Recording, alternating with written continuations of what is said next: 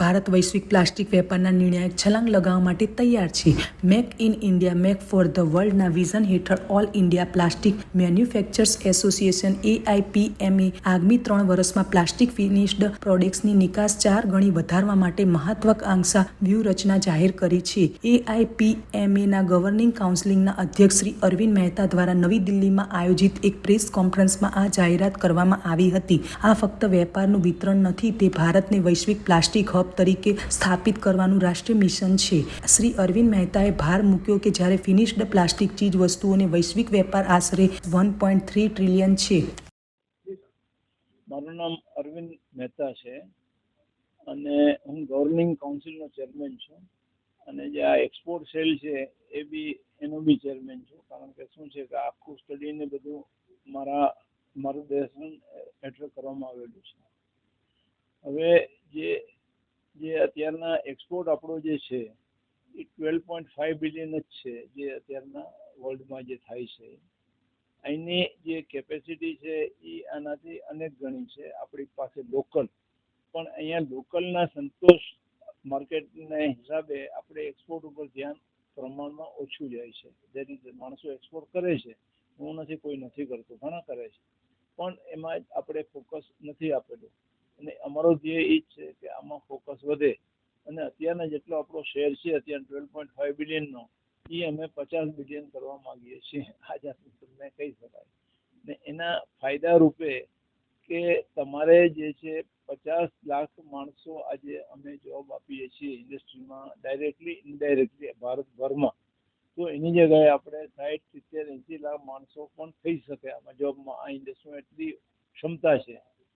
અને તમને જે છે અત્યારે મશીનવાળાને એટલું કામ મળે કે એની કેપેસિટી એ લોકોને ડબલ કરવી પડે. પોલિમરવાળા જે છે અત્યારના જે કોઈ પણ હોય, આપણે ઇન્ડિયન ઓઇલ હોય કે ઓપલ હોય કે રિલાયન્સ હોય, એ લોકોને પોતાની કેપેસિટી ડબલ કરવી પડે. એ લોકોને બેનિફિટ મળે અને કન્વર્ટરને બેનિફિટ મળે. એટલે આ બધી છે ને વિન વિન સિચ્યુએશન છે જો આપણે આ લાઈન ઉપર જાય તો. એમ Ratilal Shah, President the All India Plastic Manufacturer Association, stationed at Bombay. Day after tomorrow, એટલે પરમ દિવસે, એટલે કે 22 ઓગસ્ટ 2025, ધી મેરિડિયન હોટેલ, એટલે કે મેરિયટમાં, અમદાવાદમાં, સેટેલાઇટ ખાતે export boost of plastic finish product એ વિશેના પરિસંવાદ કોન્ફરન્સ કયો એ ઇવેન્ટ માટે આ કોન્ફરન્સ આજે લીધેલ છે, પ્રેસ કોન્ફરન્સ 20 ઓગસ્ટ 2025ના દિવસે, બુધવારના દિવસે. તો હિન્દુસ્તાનમાંથી હમણાં જેમ અરવિંદભાઈએ કીધેલું એમ ડિટેલ્સમાં ઘણી બધી ચીજો લગભગ 20 કન્ટ્રીમાં ફિનિશ પ્લાસ્ટિકની છે, 20 કન્ટ્રીમાં એક્સપોર્ટ છે. એમાં આપણો જે શેર છે બધા બીજા કન્ટ્રીની સામે એ જરા એલાર્મિંગ છે. એમાં આપણે ઘણું બધું સારું કામ કરી અને એ પર્સન્ટેજ શેર વધારી શકીએ. અને એ પર્સન્ટેજ શેર વધે તો આપણી ભારતનું જે રિઝર્વ, ફોરેક્સ રિઝર્વ જે US બિલિયન ડોલર 700+ છે, એમાં વધારો 5 થી 7% થઈ શકે. એના માટેના અમારા સંસ્થા, that is all India plastic manufacture association, એ સંસ્થા દ્વારા જે સ્ટડી કરેલો અને એ સ્ટડીનો ફેક્ટ એન્ડ ફિગર સાથેનો જે રિપોર્ટ છે, આટલી બધી બુકોમાં કરેલો છે.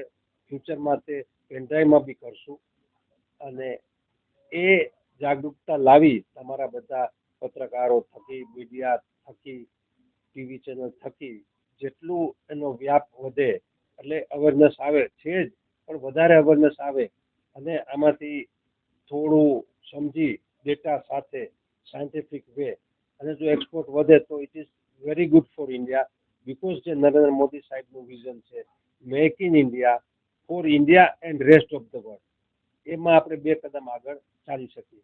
તો એ અવેરનેસ માટેનો મેઇન પર્પઝ, મેઇન ઉદ્દેશ્ય, મેઇન હેતુ આ પ્રેસ કોન્ફરન્સનો રહેલો છે. તો 22મી બી એ વિષયની બધી વિગતવાર વાત થશે.